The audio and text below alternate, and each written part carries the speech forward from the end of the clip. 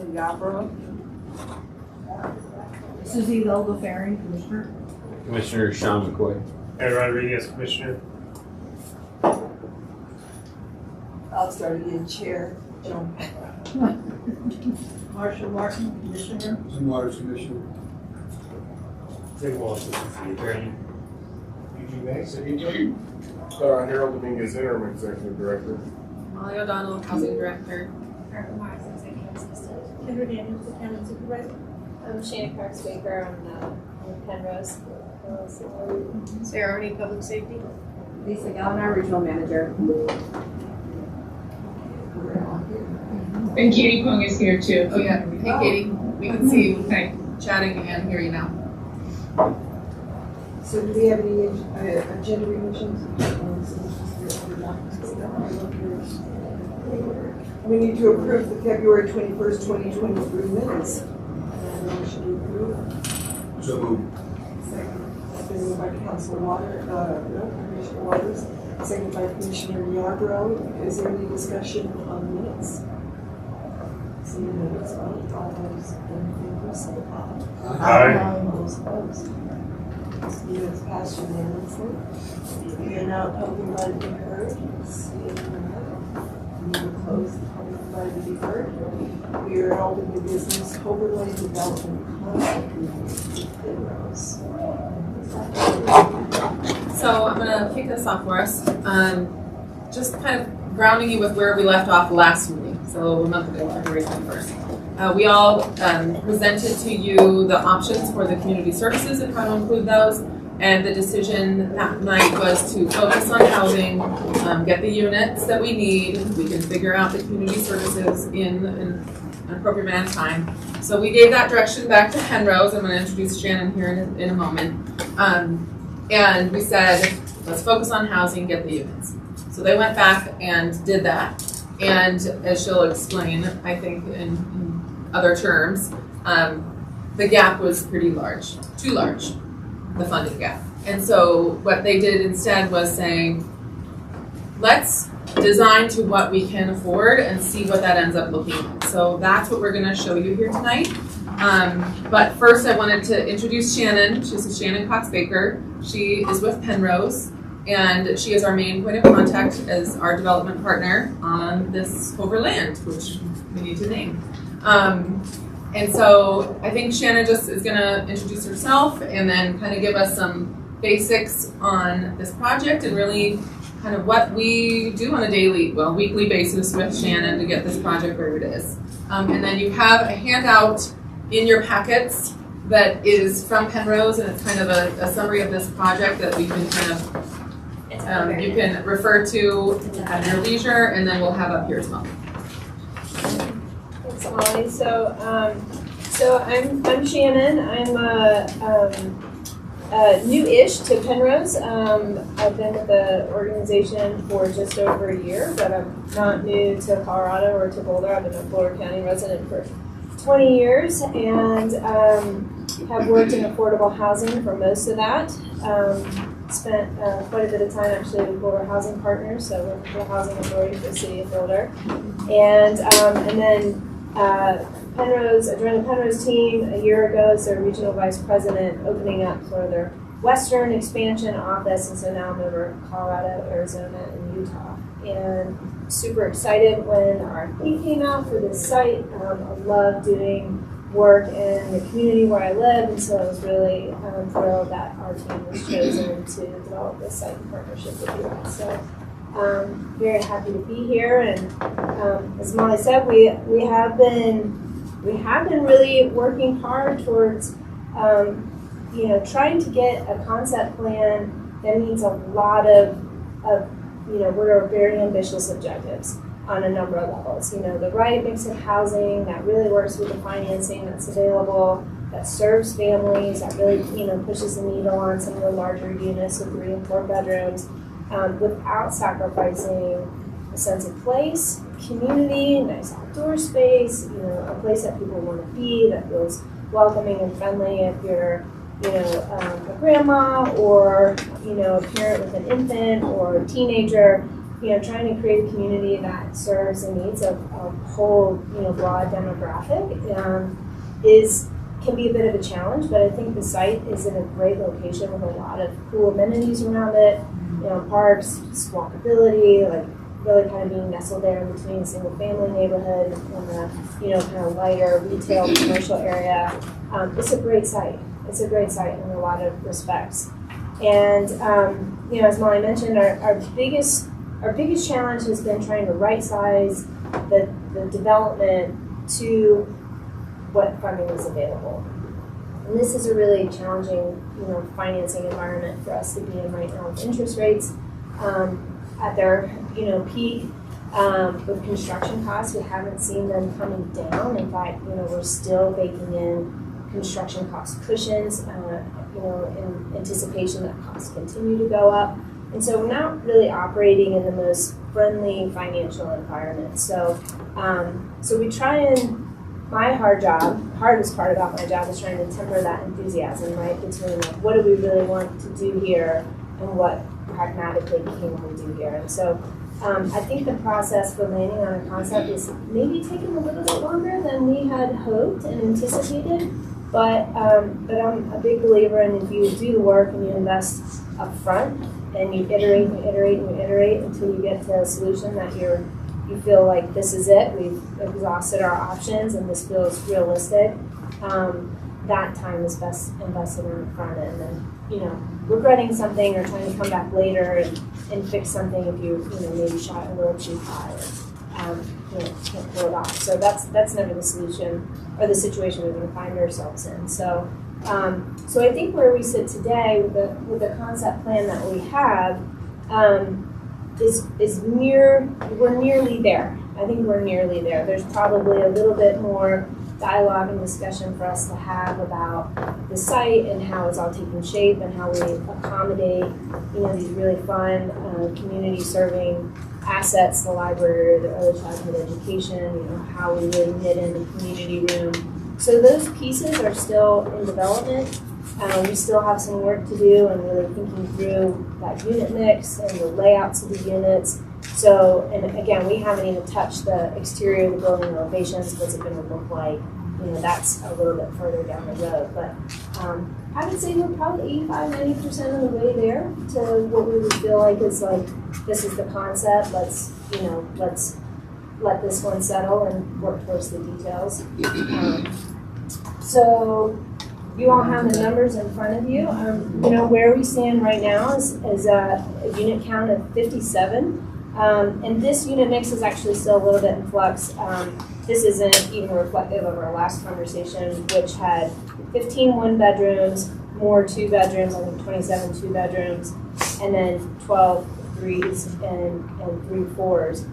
Again, just talked with Katie this morning, and she was like, yeah, can we get a couple of more, 4 bedrooms in there? And so just to kind of give you a sense, like, this isn't settled. We're still kind of refining. On the incomes, we've got a pretty broad income mix. We're really trying to serve the full spectrum from 30% area median income, which would be considered extremely low income, to 80% area median income, which again, 2 years ago we would call workforce, but even folks earning 80% AMI are well priced out of the market. So, so we can leverage tax credits, which is our primary source of equity on these projects, and still income restricted at a much higher income, which is great because it just means we can serve more people across a larger band. Again, not set in stone, but these numbers, the rents at these incomes at these unit mixes, would generate, obviously help us to leverage more debt. So that's really the sensitivity analysis we do there on the income mix. It's like, if we need to leverage more debt, then maybe we move to higher income, or we leverage project phase vouchers, more of those obviously drive higher income. So, so that's kind of the logic behind the unit mix and the incomes. Just high level, and I want to talk to you, and I want to give you all a chance to ask any questions. We're looking at almost a $30 million total development cost for the project. And your eyes might go quickly to the land price, the $2 million. That, just so you know, is a bit of a placeholder right now. That's just like our kind of broad brushstroke assumed appraised value of the land, and there would be a commensurate, use and a source that would match. And so that will end up being, whatever that final number will be based on an appraisal, based on income restrictions on the property. So for all intents and purposes, what matters is you'll see $2 million for acquisition, and then you'll see another $2 million for the LHA seller carry. So those two balance each other out. And again, on construction costs, these things are all kind of, baked in together. Construction costs were around, I think it's around $325,000, maybe $330,000 a door for construction costs, and that does have a cushion built into it too, which as we get closer and closer to construction, we hope to see that cushion evaporate. We can push that money to other things, but we have to kind of plan for the worst case scenario real early here in the process. And the rest of the costs, the soft costs, the owner contingency, the financing fees, those are really all driven by all of the underwriting requirements for these types of transactions. We're limited on developer fee, that's capped by the Colorado Housing Finance Authority. And then reserves, all these things are sort of based on, metrics and underwriting standards that all the tax credit investors and lenders kind of impose on us. So this is very commensurate with what you would see in any kind of tax credit finance affordable housing development. And then the next one down, and we were having a nice conversation about operating expenses and property management, and this will be a big focus of our conversation going forward, because we want to be really thoughtful and really mindful about what does it truly cost to operate a development, a community that has a lot of larger households or a lot of kids. It's a lot of wear and tear, we know that, and we just have to be realistic and honest about preparing for that and planning for that, thinking about things like replacement costs and repairs and maintenance and snow removal and all those things. But y'all have a nice portfolio with great examples of how your other developments are operating. Penrose obviously has a really extensive portfolio, and so this team here will do the work to make sure that those numbers are realistic and well thought out and based in our kind of shared experience. So maybe real quick, if you just I want to hit on the timeline. So these deals are it's like a marathon. You do all this upfront training, and then you apply for your tax credits, and you get a tax credit award, and you're still 2 years out from having your first resident live in the building. But this, just to kind of give you a sense, it really is roughly a 3-year endeavor from the time we apply for tax credits. And the intent is to submit an application August 1st of this year. CHAPA will typically award credits in November, and then we would be off to the races to get a building permit, close on our financing, and start construction in the spring of next year. Assuming and then we've got about 1.5 years for construction, and then lease up will begin, and we give ourselves a nice big window for leasing up a building of this size with larger households. So best case, fall of 2026 is when the building would be open.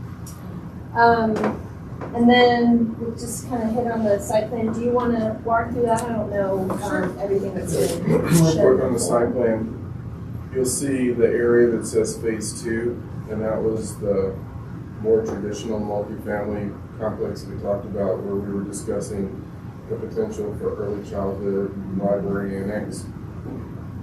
When the gap really started materializing in terms of what we were dealing with, what they talked about was splitting this into 2 phases. And so based on council or the commissioner's conversation in terms of trying everything we can do to figure out how to incorporate the other amenities into it, this actually buys us time to look at other strategies to include those things like early childhood and or library annex or some other component, because we're not pressed to try to get it in with the rest of the deal. And I think that was something we all had to really wrap our hands around as we were going through it. Yeah. Yeah, that's a great example, and it could take shape in a lot of different ways. I think that's the intent. The library and the ECE, I think, this would be an amazing site to have either or both of those, just because of all the rooftops you have in this part of town, and just the proximity to family, apartments, and that would be amazing to have that, right outside your door. So we'll continue to, I think, have a conversation and hope that that would be a good fit here. But again, it could morph into something else. It could be more housing in the future. It could be any number of things. Just to highlight Shannon's term of right sizing the project, that's really how we got here. We said maximize units. Oh wait, that gap is too large to fill. Let's right size it, and that left this as an opportunity for the future. So either way, this is really what is feasible to build, even if we are maximizing units now. Can the gap is? I think I'd like 2.2 to 2.5. So if you remember, we're at 4 million, right sizing to 2 million, splitting it up, and we think we can manage through a 2 million gap with all of the other sources of money that we have. It's a bit of magic sprinkled in there. Just to point it out, so it really is more of like a L-shaped building, which I think is nice I'm not an architect, so I won't try and play one tonight, but this is just, it creates a nice street presence, right? Like, it's just like to have front stoops and front doors, and like kind of would feel like a little front lawn as you're kind of coming around the property here, with the parking lot being accessed from, I think the Walgreens is sitting over here, so it kind of feels like sort of the back of the site, whereas this feels more sort of friendly and matching in terms of like residential here and residential here facing each other. And we're still working through exactly where this play area and the standalone community room could go, but this creates a nice little connection here, this sort of street crossing on Cook that goes, and it's off the page here, but there's like a pavilion, I think, a little area In here. between Hearthstone and Lodge. Yeah. So we're even still looking at like, can we break the building up here and maybe bring this connection back through, and then have that play area, that community room, feel a little bit more central to the site. So still working through that, but I think the Lego pieces are here in a way that we're all feeling pretty good about, in terms of these are all one-story units, even the 3 and 4 bedrooms, so no interior stairs, which I think probably really is amenable to multi-generational households, where you might have folks who really, everybody wants to live on the ground floor. So that's the concept we have here, and maybe if you go to the next one, this is a bit more of a 3D rendering. It's a 3-story walk-up, so this isn't an elevator, interior corridor building. Again, like all those front doors and back doors are kind of accessible from either a stairwell or at grade, which again just kind of feels a little bit more suitable for the surrounding context and the other single-family homes and the multifamily that's over here as well. And then I threw in, and then I apologize, I didn't put like a description here, but this is a really great real-life example of what this building could look and feel like. So Del Corazon is in Denver.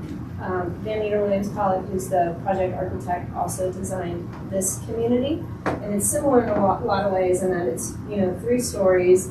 This is the community room that's kind of off to the side here, but different material to kind of differentiate it from the residential units. But you've got access into the stair course here from the outside, which again something we had talked about. Maybe we can close the stairs so they are more secure, more private. But whether we end up doing balconies or front porches, again, all that stuff still remains to be thought through. But nice kind of community presence, and this would be sort of along the lines of what we would envision it look like. Is that a housing authority building as well? Nope, that's a private developer in Denver. So to add on to that, what we were trying to do was have, there's a piece when you're building 3 and 4 bedroom apartment units, rental units. 4 bedrooms are pretty rare.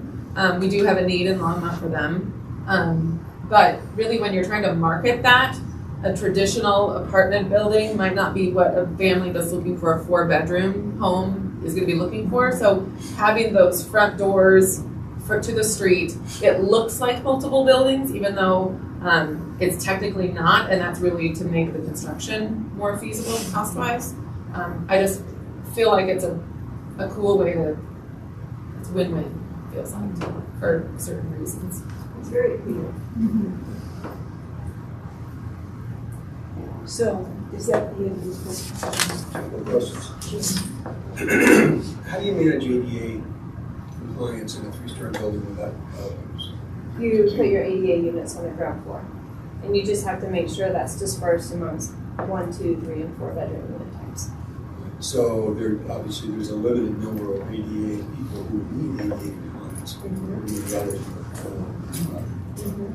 On the first take, well, first of all, just on the study, just so I understand what I'm seeing, there was a study conducted. The conclusion is it concluded the following: of the total 98,000 people and number of housing units along the way, it was concluded that 2,800 of them were occupied by large family households, 5 or more.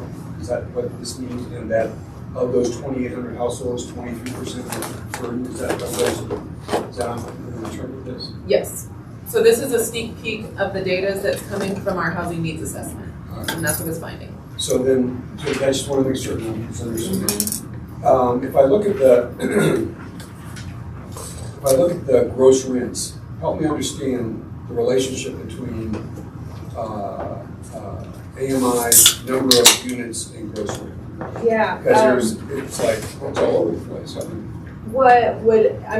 you can obviously provide this. We have all kinds of data, so we can show, we have an AMI table that shows what the area median income is at each of those 30, 40, 50, 60, 70 percentiles based on household size, right? So it's a function of how many people live in the house plus where your income is. And then the gross rents are tied to 30% of that household income. So that's the maximum amount of rent that could be then charged to the tenant. So somebody making 60% of AMI, the maximum they would pay is less than somebody making 30% of AMI? So the 30% AMI units have the project-based voucher rent on them, and they are actually in excess of. So that's before subsidies? Yes. So, okay, I get there's a subsidy, but there's a subsidy for each of these. I mean, everybody 30s and the 50s, yeah. They have PVVs, project-based vouchers on the 30s and the 50s. Not on the 60s or the 80s? Not on the 60s and the 80s, yeah. Because you generally wouldn't want to, utilize what is a really precious resource, a project-based voucher on a 60 or 80% AMI unit.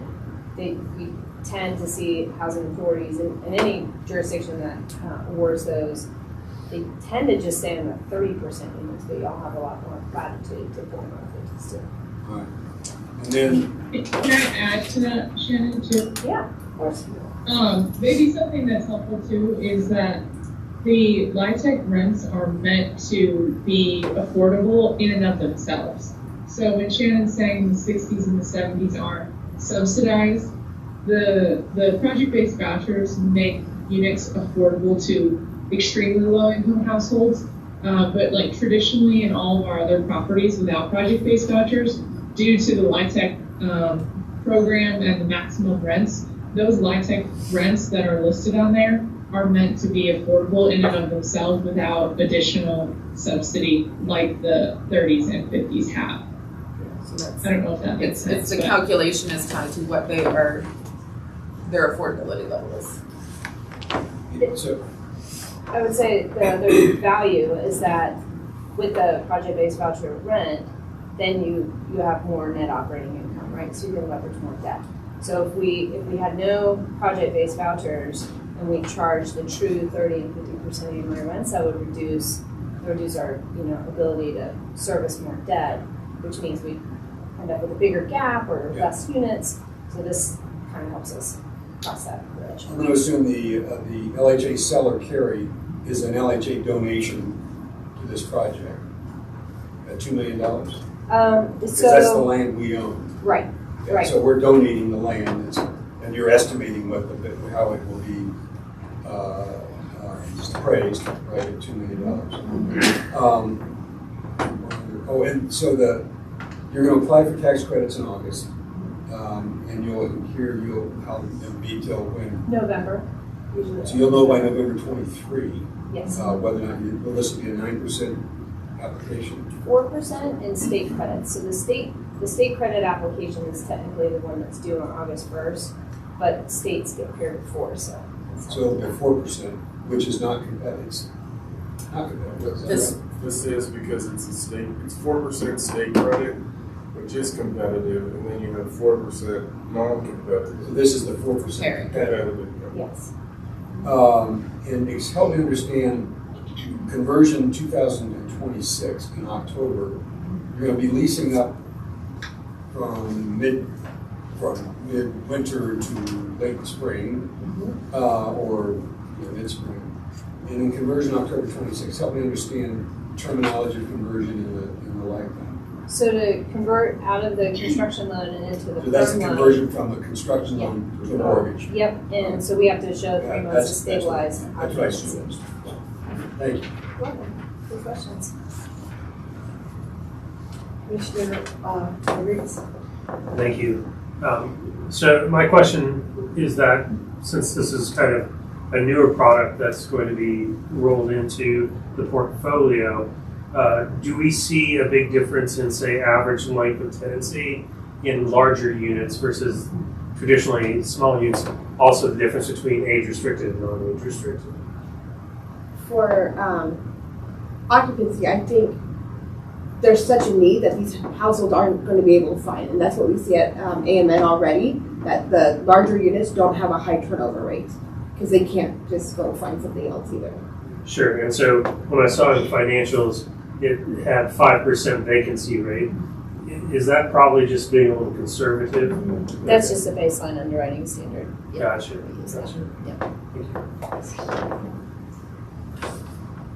We've had an active wait list for that 4-bedroom, the 2 Well, I 4-bedrooms assume at so. AMN for a very long time. Yeah, I just figured that, let's say, it's multiple children household, somebody's likely to be in there a bit longer, per se. That's why I asked about average length of tenancy or occupancy. So what happens, well, I know what happens, but this is based upon their income at that level. But if they're in there for a while and their income goes up, how do you handle that? Do they have to leave? Not with tax credits. So basically, once you qualify with tax credits, you're always eligible. You can go, you're allowed the first year up to 140% AMI at your first year of recertification. So it's basically a program that wants you to increase your income and stabilize your household. And there's no real penalty unless you've lied on your initial application. So it took in the project-based voucher, so let's say we have a project-based voucher and they start out at 30% AMI, and they come in and they recert, and all of a sudden they make more money, then what that does is it reduces the amount of money of the voucher coming in and increases the amount of money they pay, which that money then goes back into the voucher pool, correct? Into the aggregate, so then as people are moving up, that actually creates financial capacity To release another to release voucher. another voucher. That makes sense. All right. So you don't need direction on this. This is a presentation. This is following up on what we said. We wanted you to meet Shannon, see who the partner is, or see one of the partners, there's many on the Shannon side. And then we're going to keep moving forward. Wanted to explain phase 1, phase 2, to the point of keeping the other pieces in play as long as possible. And if there's not any additional questions or direction on this, we're moving into the submittal deadline. The Penrose is the developer? Yes. So that's the middle deadline you said is in September. August 1st. August. And obviously on top of this, we're trying to get a different meeting with LBC and Platte River in terms of figuring out the sustainability pieces. And That's separate, again, having to manage the financial gap in all of this. Yeah, there's some really exciting funding sources that are coming online too. I mean, you all are probably familiar with even the federal appropriations requests. I mean, those deadlines are happening right now this week. Those, typically tend to go towards projects that are more shovel ready. So that might be a source that we look at for next year, especially as we're thinking like in anticipation of a future gap, or maybe it becomes a good use of funds for the ECP or the library. There's new 45L solar tax credits, which is something that we'll be talking about too, and how we leverage that and bring more equity into the deal to help finance the actual installation of solar panels, which is usually something we all want to do and don't often have the opportunity to put into projects like this. So it's a really exciting opportunity, and really want to thank you all for inviting me to your meetings. It's great to be here. You laid it out quite well. Good. So, Well, and I know you have a full agenda and you've already been here for several hours, but if you have any questions about Penrose, I'd be happy to answer those too. Yeah. Great. So let's move on to our first resolution, 2023 This is just accepting the vouchers, so. Yeah, so can we have a motion to move resolution 2023? So moved. Second. Okay, Commissioner Martin moved 2023-08, seconded by Commissioner Waters. Those in favor, please say aye. Aye. Opposed? So that passes unanimously. Let's go on to the next one, 2023-09, approval of acceptance of ARPA grant funds for Zinni permits for Valley. So moved. Right, this 2023-09 has been moved by Commissioner Waters, seconded by Commissioner Yarville. If there's no discussion, let's know. All those in favor? Aye. Opposed? That passes unanimously as well. Resolution 2023-10 is approval of acceptance of ARPA grant funds for 1764 and 1780 Homer Street development. So I'm gonna do a little intro on this one. Well, not intro. You've heard about it since Yes. the City Council did this, but on March 22nd is our next LHDC board meeting. And at that meeting, we're going to propose their approval of the purchase price for this overland. So LHDC purchased that land using City Affordable Housing Funds in 2014 for $800,000. And we have the city has granted the ARPA funds to LHA for $800,000 for the intent to purchase that land with it. So next Wednesday, we're proposing to the LHDC that they approve that sale. And then we'll draft up closing documents and such. But just so you're aware, we're proposing to the LHDC to purchase it for the same price that they purchased it for. Basically just make it an asset transfer. Yeah. So. Thanks for that. That makes sense. I was kind of wondering what this was about. So can I have a motion then to move 2023-10? I'll move 2023-10. Second. All right, so that's 2023-10 was moved by Commissioner Hidalgo Ferry, second by Commissioner Martin.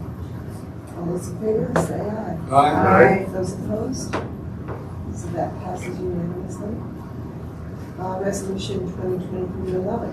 We need to accept a promissory note for Village Place redevelopment costs. Do you need One statement, this is just a loan from LHDC to be able to pay those invoices as they come in or be repaid at closing. Okay, great. Are there any questions about that? No. So can I have a motion to move 2023-11? So moved. Second. All right, that's been moved by Commissioner Rodriguez, seconded by Commissioner McCoy. So let's vote. Those in favor? Aye. Those opposed? So that passes unanimously. And now on to the report of the executive director. Development efforts. Yep, so we'll start off with a quick update on the Village Place and the development updates. So Village Place, as you can see here, we're moving a whole bunch of money around, getting ready to go, as we are with other projects too. But for Village Place, currently we're in design concept review. We're going to be submitting for tax credits here in early April. That is the non-competitive round. I just wanted to show you a couple of our Here we go. Sorry. So we have we've done some floor plans, some sample floor plans for the common areas, and for the units aren't really getting a restructure unnecessarily, just upgrades. But we have been having community meetings to present the options for the common area floor plans with the residents, and getting their feedback and finding out how they would use their spaces. And so if you're familiar with Village Place, here is our atrium, and we're planning kind of it looks like it's almost a balcony with a little coffee bistro, and we're going to be changing up our ADA access with the ramp. And really, this is the most significant change proposed at the property. Our new seating area with the fireplace and reconfiguring the whole office area. So this is where we're at right now with making these decisions and running them by the residents and by property management to make sure we're planning for the future on everything. I just wanted to share some of our inspiration photos for what we want to do on the outside to try and tie the property into downtown. Because as we know, there is a lot of brick, but it is pink from 1990. So these are just some ways we could do a brick stain and just some relatively minor updates to just try and make it look like a classic downtown building. So we really are trying to think about the community as a whole. The plan is to change the name from Village Place to the Village on Main. Trying again to rebrand, make it fresh, make it feel classic and related to downtown, and really help the residents take ownership of the new improvements. Some things you're likely to hear from them. So we have to remove some of the trees in the atrium because of potential damage to the foundation. It's likely that they will not like that, but that's a structural issue. In terms of the landscaping, obviously looking at it from a set-head perspective, but looking at more resilient, sustainable plantings versus what they have been, because we're looking at the landscaping around it. And then we've got to figure out that gazebo, because it's an attractive nuisance, needs to be maintained, and it may make more sense that we have to look at. That's a conversation with LDDA. That's a conversation with LDDA. Yeah. So that's a source of a lot of our problems, especially for the tenants there. So that's going to, I think the DDA is fine with this thing. But we need to figure that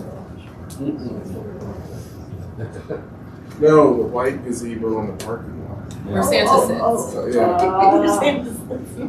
Well, they moved Santa over here. Yeah, Santa's sat. Where Santa It's sat. just it's a problem area. Okay. It's just out of sight, isn't it? Yeah. So my question there is, what is the turnover of that at the Village Place? It's very good. We're going to start holding out units, vacancies, as people vacate we're deciding when that time cutoff is exactly to maximize our financial situation as well. Caveat with that. But having some vacancies available during construction is going to be really advantageous for some residents that would go to a hotel very easily. So we know we need it's a balancing act. We know we need 8 vacancies. We also know this is financially the one property that's probably strapped the most. When we talked about project-based vouchers, we were putting people in the wrong AMI, which was creating an income drain into the property. So we're going to have to really work to model what's the right time to start getting the vacancy so that we don't create a more significant financial issue on the property until we get into this litigation. So for our general status in the timeline, our architectural design is fully underway. We have a general contractor hired. It's going to be Pinkford, who did the spoke, so they have a lot of affinities in the area already. And they have family members in there. They just know the site really well, so their rapport with the residents is already established. We have exited. We've got the original tax credit investor from the last 15-year period has exited. So we being primarily LHDC, owns the property. You're going to be seeing next Tuesday more money moving because the interest transfer is coming for LHA board consideration after the city council meeting on the 21st, so that we can demonstrate site control and restructure the partnerships in preparation for tax credit submittal. The private activity bonds are coming to city council and then LHA board for consideration also next Tuesday. All of this is lining up for that April submittal. We have a relocation team that we have some quotes out for a relocation team right now to start getting them on board early, start that resident engagement process with us, help plan with the design. We have a new investor identified. It's the same one that we worked with on Aspen Meadows Senior, so we've got a relationship there, and we're researching banks. It's a really challenging environment, so that's And one or two we don't want to do. in the works. So There's a that's couple, yeah. that's how Village Place is going currently, and plenty of resident meetings, and those are really going pretty quite well. RBC, right? RBC was. RBC. So that's Village Place. Any questions or comments from the commissioners? On Zinnia, oh, sorry. No, you're good. For Zinnia, we are on track for closing of the financing and start of construction immediately after in that early May. A lot of money moving around right now. You'll see you've already approved entering into the special limited partnership, but we'll have those partnership agreements coming forward for signature soon. We're doing the final gap arrangements. One is here, another one is coming from LHDC. We're sorting all of that out. It's just going to be a really big push from here till May. Closing is always pretty crazy, but we're really prepared. They're in their final review of DRC right now, so they're pushing for building permits as soon as they can. And then we are preparing with all of our partners, including Boulder Shelter, mental health partners, for lease up and property management arrangements, making sure that we have staff ready, and there's going to be a lot of work to get this property leased up. So, talking about security and all of these affinities, the security cameras and the security staff, and how are we going to work it all once it's leased. So that's where we are. So here you have those metal detectors here. I've got Sarah's going to talk quickly about her. Oh. She is. that was a great segment. So we go to update on operations. In all of this, the one thing that you all need to know about, and we have to dig into, is so you all know Prop 123 passed on the taxes for affordable and attainable housing. I think by November. In September. Or by September, we have to declare our intent to do this. It is exceptionally complicated. Some cities are saying they can't do it now because in order to utilize the funds, you have to show that you're going to grow your housing stock by 3% annually. What we don't know is that 3% annually on new builds, or is it 3% on your total housing stock?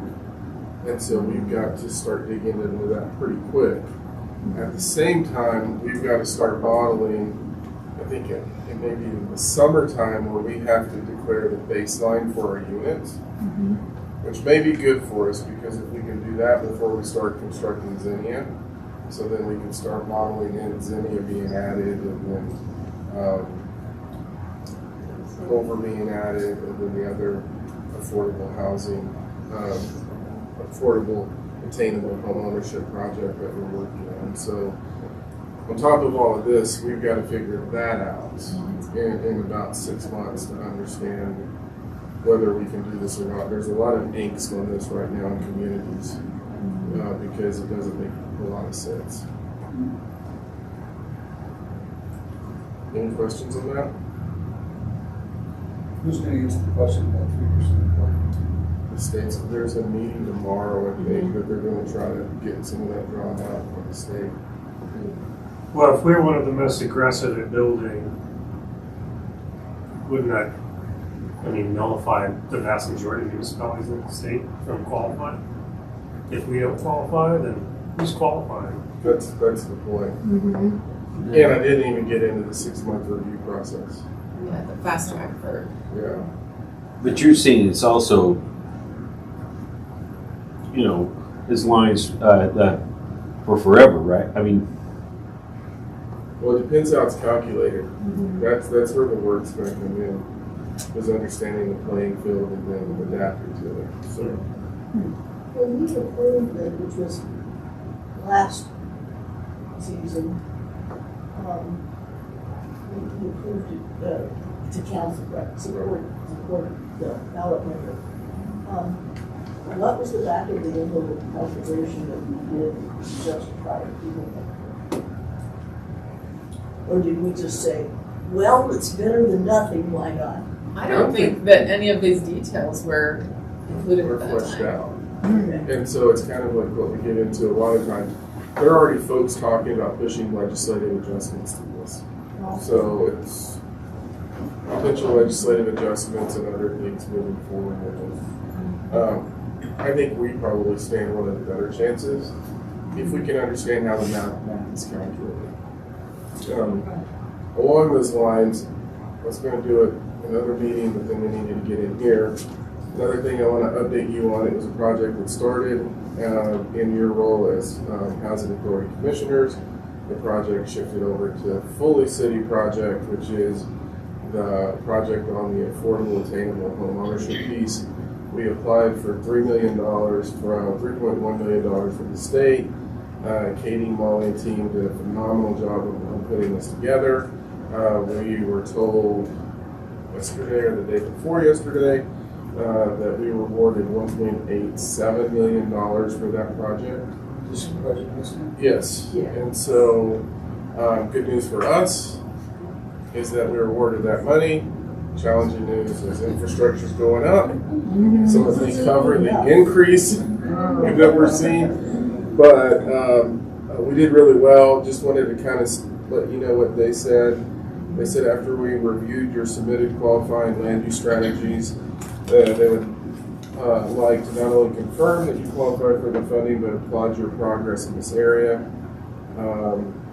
Our project was reviewed based on a variety of factors: readiness, capacity, impact on local housing needs, sustained and equitable community support, provision of community benefits, and sustainable development patterns. And so we were the largest ask in this. And then Katie, were we the largest award?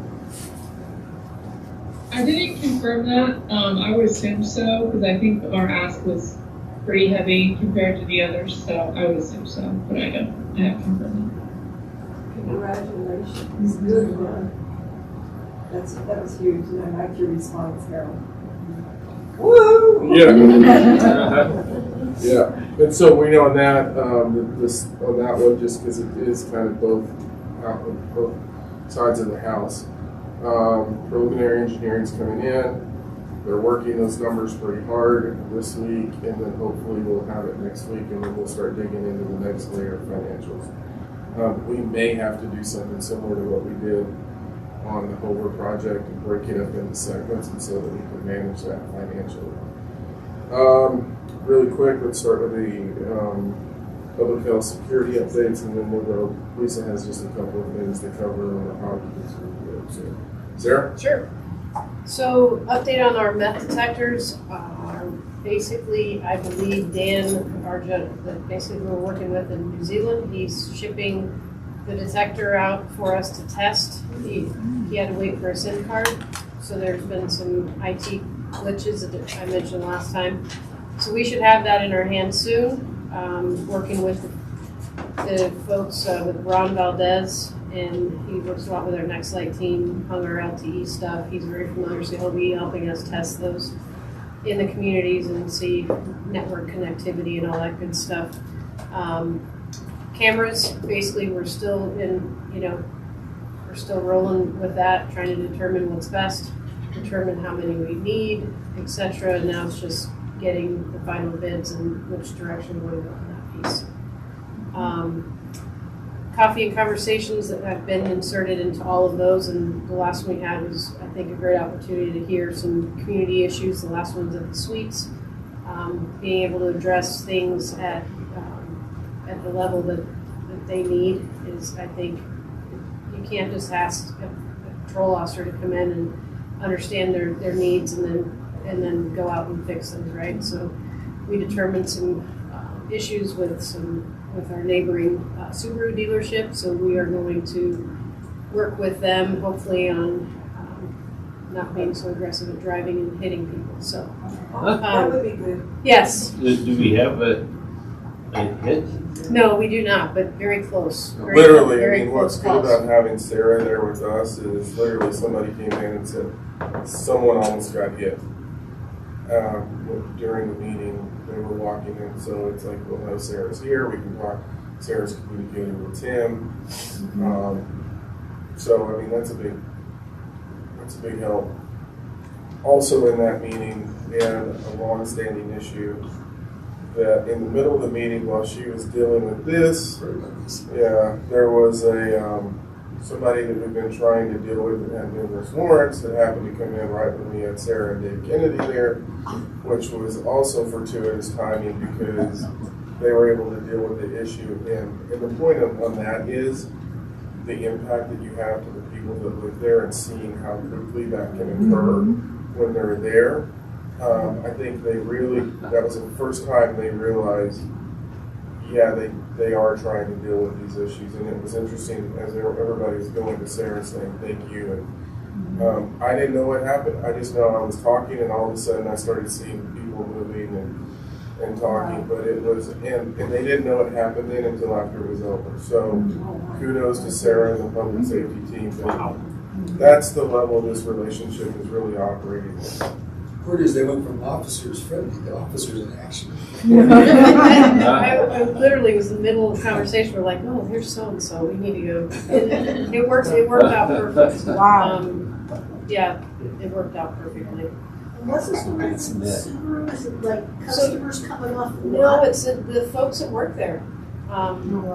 They're they're literally starting to test their cars right when they get out of the private drive. Just reckless driving. So, and a lot of the residents are, we heard from more than one. So we're going to deal with that. I'm actually planning, I talked to Tim tonight, we'll update Harold on that piece and just having a conversation with management there. So. Our point is to make them aware of the issue, because once we make them aware of the issue, then their liability profile starts changing a little bit. And so,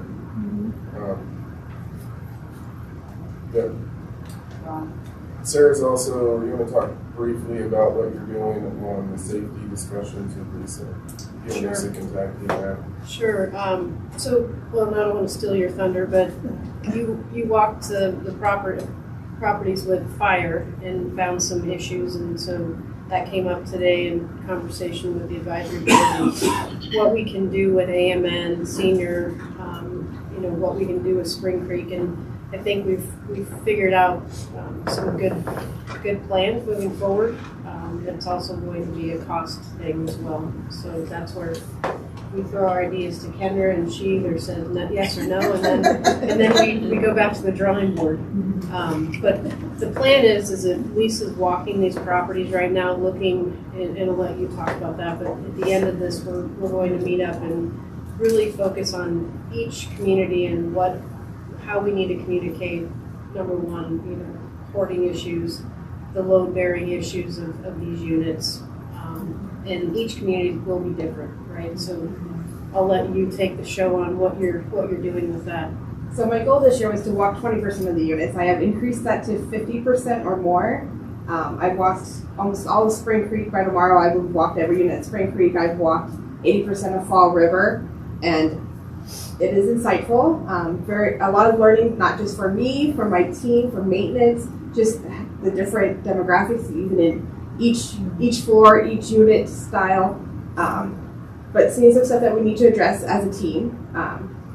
Like I said, work with Sarah, taking pictures so we know exactly what we need to go back and address.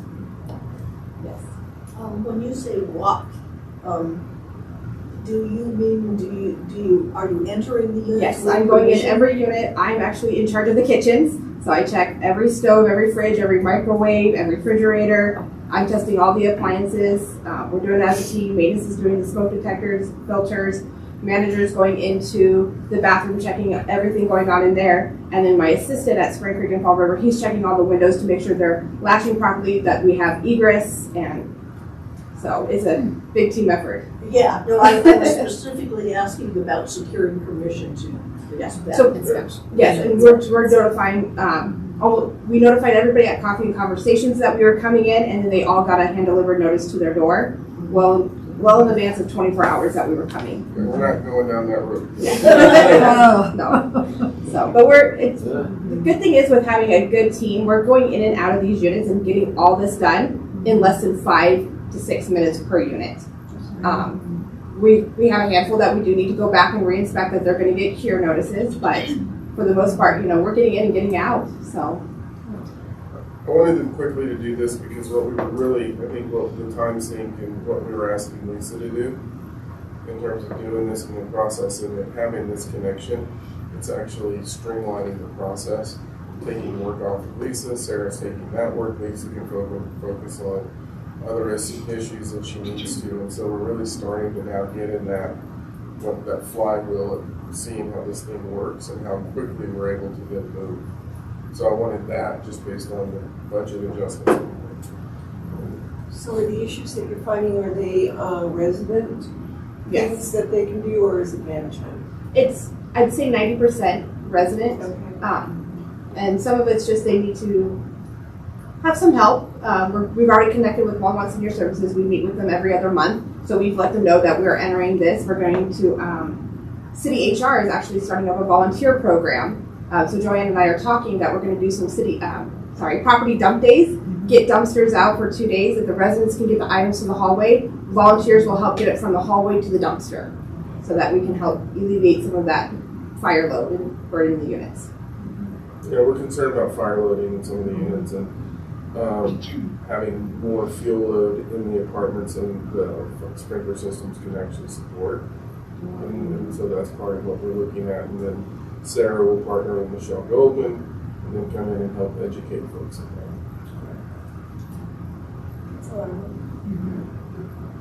Well, make sure you take those dumpsters right back out because those residents go right in Oh, those yeah. dumpsters. Oh, yeah. Our plan is 24 to 40 hours.